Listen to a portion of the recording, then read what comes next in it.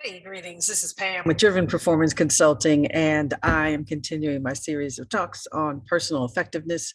And I mentioned in a different one about kind of self-awareness and then this issue of nonverbal communication. You know, one of the things that happens for us and without the proper training and development, which I provide, so just contact me, people, is that people aren't aware of how much their nonverbal communication is communicating.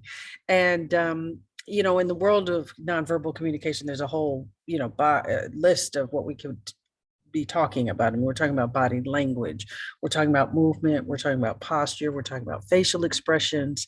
There's a whole realm of what's possible in the world of nonverbal communication that supports and empowers and enhances who you want to be with people, or it doesn't. And a lot of times it takes training and development to notice where are the conflicts, where are the disparities, where are the gaps.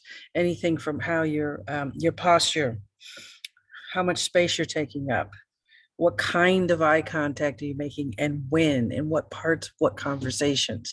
And so one of the things that stands out the most is that people often don't realize how much what they're saying can be sabotaged by who they're being.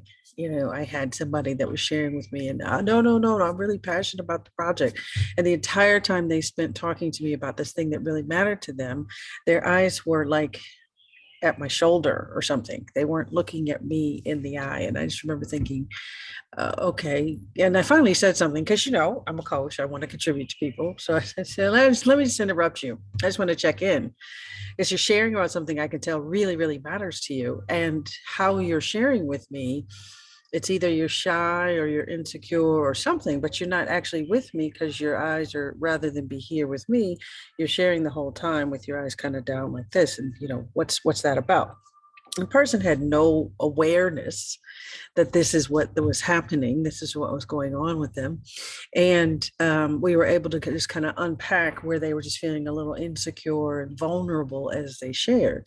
And as we develop people's leadership skills, develop people and their ability to communicate effectively, we work on these kinds of things so that you have the practice of being someone who's with people and experiencing your full power of being with people. And it really does take training. There are some things we share that make us feel vulnerable. And there's some very natural, nonverbal communications that happen when we feel vulnerable. It doesn't matter what we're sharing about.